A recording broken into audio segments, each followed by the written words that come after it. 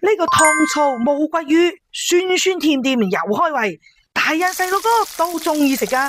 612同志記得安排翻一個咯。你哋平時食五柳魚係咪成條？今日傑姐呢為咗走就啲細路整個無骨五柳魚，等啲小朋友呢唔使話啃骨。我阿媽喺市場呢就買條靚嘅鯇魚，叫佢同我起兩條肉，我呢間就起佢無骨。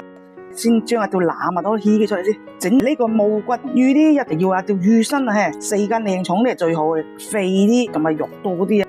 魚冇肥都係呢條脊骨同埋尾巴嗰度有少少骨嘅啫，揾隻手撳住佢，先將呢塊肉起佢出嚟先。因為呢塊肉係冇骨噶，到呢度就好大條骨嘅啦，你就用把刀計住佢呢度。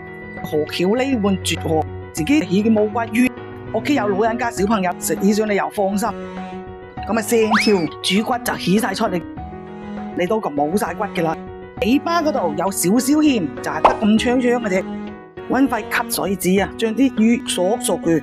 呢個因為冇骨啊，所以大塊啲都冇問題嘅。起佢上飛，撈個底味先，少少鹽，撈一撈佢先。魚一劑鹽落去呢，佢好易起嘅。你感覺隻手黐啊，咁咪 OK 嘅啦。放少少胡椒粉落去，劈劈嗰啲魚腥味。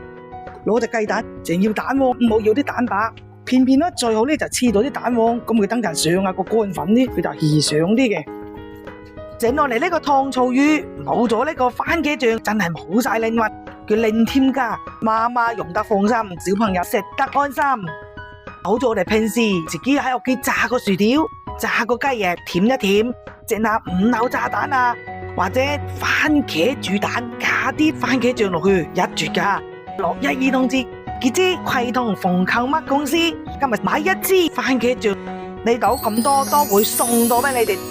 教你哋一句，酒樓嘅師傅教你哋嘅糖醋汁非常之好食。白醋放3羹，大紅浙醋放2匙羹落去，少咗呢啲你就食唔到大酒樓咁嘅味。番茄醬放3匙羹，五柳蛋都係用呢個配方就得噶啦。跟住俾3匙羹糖落去，甜度隨自己啊。因為呢啲大酸大甜嘅嘢，自己再試試佢啦。放少少清水落去，拍1羹玉米澱粉，攞嚟堆嘅水，拍啲生粉。將下啲魚肉塊塊一浸滿嘅，咁佢係脆啦。多餘嘅燉佢出嚟吓，唔係好多粉嘅。放一隻筷子落去睇睇，試試佢有溫啊，嘭嘭聲破就溫度夠啦。逐一塊一塊分開佢放落去，將啲嘢放落去，千祈咪喐佢住啊！因為我今日做係無骨魚，慢慢等佢整完硬撐先好喐佢，咪就好易散晒。炸到佢硬晒撐呢，就邊球硬就執邊球。啲無骨魚幾靚，無骨魚第一個已經炸，你想佢更加香脆啲，升高又溫，最炸到嘅一處。睇到佢表面金金黃黃就快啲夾起佢啦，隻粒蝴蝶咁啊，隻鑊漏翻啲味油，你啲唔怕噶，又啱啱魚啲粉你又未嘥佢，將呢碗擠落去，慢慢推開佢，放少隻蒜薑，製埋啲青紅椒、5柳菜，咁使煮太耐，一滾就 OK 啦。放少少玉米澱粉水落去，放少少味油，簡單食出去種出好味道，一個香噴噴嘅無骨五柳魚，搞掂，出鍋正到冇朋友。